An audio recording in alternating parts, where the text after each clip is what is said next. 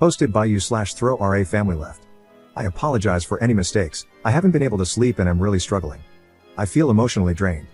My wife Amy, 35F, left me, 36M, after I was contacted by an ex and discovered that I had a son. I tried to post his age, but my post keeps getting removed, so I just want to clarify that he was born 3 years before I married my wife. There was absolutely no overlap or cheating in my relationship with my wife. This happened a month ago, and I requested a paternity test. Amy didn't say much while we waited for the results, but she agreed that if I was the father, I needed to be in my son's life in every way possible. 2 weeks ago, the results came back confirming that I am the father, and immediately, Amy said she wanted a divorce and began packing her and our children's belongings. I was confused and asked her why, but she just cried and said she loved me. Amy and I have been married for 10 years. Our marriage has been pretty close to perfect, no serious arguments, shared goals, we've traveled the world together, have a beautiful home, rewarding careers, and fantastic children. I am heartbroken that she's thrown everything away. I feel like my life has been destroyed. I have no idea what to do. I've begged and pleaded for therapy, but my wife refuses. She has started the divorce process. The next issue is custody of our children and the terms of the divorce. All 4 of our children are young, not even in school yet. She says if I agree to give her primary custody, she will let me have the house, will not want child support, and will give me all of our savings so I can raise my son, as his mother is struggling. She also agreed to pay for some home help for me. I am disabled and need assistance during flare-ups, which she usually provides. I told her I could afford it on my own, but she insists, saying she wants to help out since she won't be there. She plans to move across the country with our children but said she will bring them for at least 2 weeks every 2 months so I can have a relationship with them, and she will pay for me to fly out to see them whenever I want. I don't know what to do. I have no family to discuss this with, because 2 of Amy's and my children are adopted, and my parents and extended family think my biological son is more important than them, which is obviously untrue. It makes me feel terrible, but I don't even know my son. It feels like I'm losing everything for someone I don't know.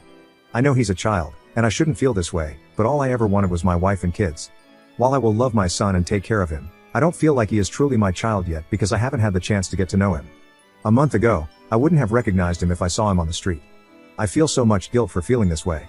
Amy and I are both fairly well off, but she is more so than I am.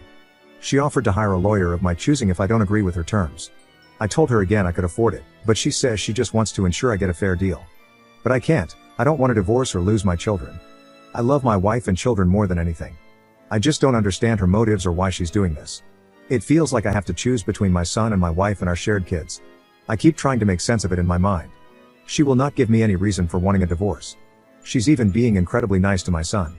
His birthday was recently, and she bought him a new game system. They haven't met, she said to say it was for me and his siblings. She even told me what her nephew, the same age as my son, is into so that I can get things my son might like. I don't even know what kind of advice I'm looking for. It feels like my life has been completely ruined. I'm in therapy, but it doesn't seem to help. A month ago, my wife and I were planning to try for another baby and choose our next vacation spot, and now I'm going to be divorced. How do I move on? How do I not unfairly resent my son when I know it's not his fault? I keep hoping there's a way to convince her to stay, but I don't even know what the real problem is. I'm hoping someone else who's been through discovering they have a child after 10+ years might know where to start or what I can do to either move on or convince my wife that this doesn't have to happen. Any advice at all would be appreciated. Edit. I have not asked my wife to be a caregiver to me. I rarely have flare-ups bad enough that I need a caregiver, maybe once a month, in a bad year, to a few times a year. My wife has been insistent our entire relationship on caring for me because she wanted to whenever I did need help. If she was burnt out or stressed, there was always the option to hire help. She was the one who did not want home help. We divided our workload equally in our household and had a nanny who assisted us with much of the housework, as well as regular cleaners, etc. As far as finances, while she earns more money than I do, we are both quite well off. We both work around the same number of hours and contribute equally to household bills. I believe if my wife were unhappy, she would have said something. We have never had any issues in our relationship, and any problems that arose she would communicate to me, and we would work together to solve. We always did check-ins in our relationship to make sure we were on the same page and could communicate in a healthy way. The more I hear stories from commenters, the more I believe she just did not want to be a step-parent. Second, while I have no way of proving that my wife was not cheating, I do not believe she was. We regularly used each other's phones, spent the majority of our time together, and she has never given me a reason to be suspicious. Another thing mentioned is that she is jealous because she is infertile. This is not the case. We were actually preparing to have another biological baby of our own before this happened. My wife has no plans to move immediately. Once we found out paternity and she said she wanted a divorce, she wanted to be closer to her family, who are located across the country. I do not believe there is another man or anything else, as her family would not approve of dating or remarriage since they are quite religious. From my understanding, she has no solid plans as of yet because she wants to make sure we have a custody agreement we are both happy with and believe is fair. I am in contact with a lawyer now.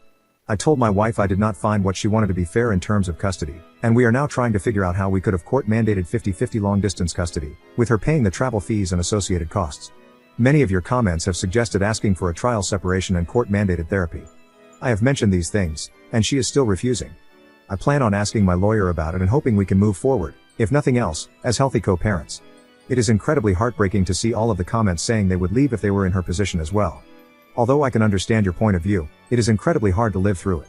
I love my wife and children more than anything, and it is soul-wrenching to lose them to something that is also a surprise for me.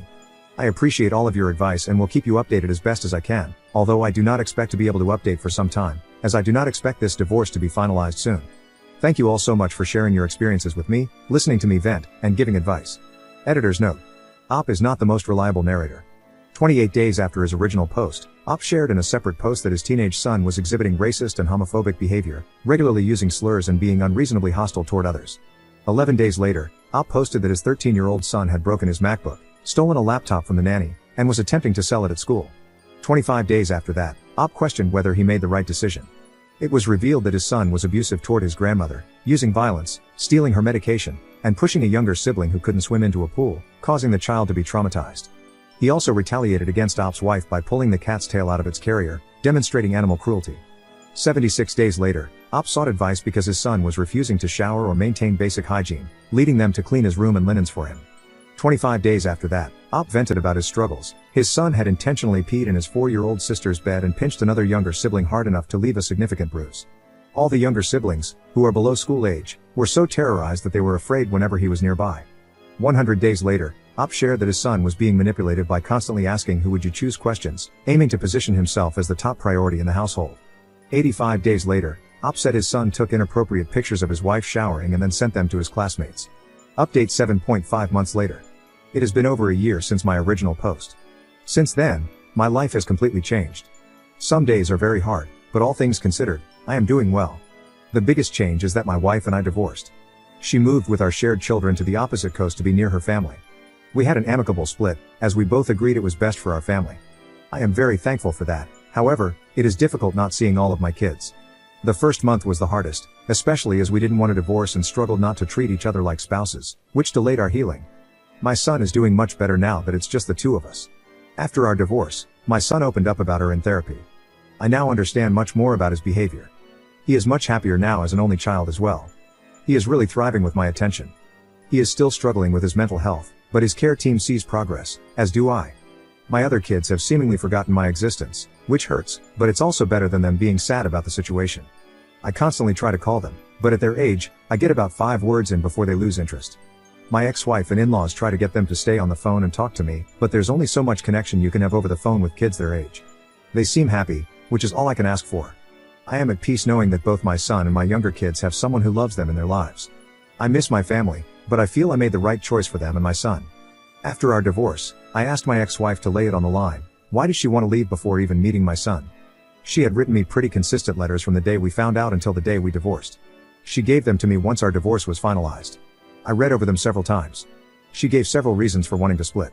She felt she had chosen me to have a family with, and I had already had a family. If she had wanted strangers in her life, she would have married a man with kids the first time. She specifically chose someone without kids and felt she had made a mistake, as now other people would have some control over our lives, and a stranger would be in our home. She loved our life and marriage and knew it was all about to change because of my past decisions. She also said she knew that kids coming out of situations like his were likely to have trauma. She underlined many times that while I was a good person, she knew I'd throw our family under the bus to make up for something I had no control over. I wrote to her to tell her she was right and that I was sorry things turned out how they did. Overall, I am happy. I don't regret my decisions. My son is thriving with me, and my other kids have a great mother and maternal family. I hope my son continues to improve, and I selfishly hope that as time passes and he gets older and more stable, I will be able to reconnect with my wife and be involved with my other kids. I appreciate everyone who reached out with advice.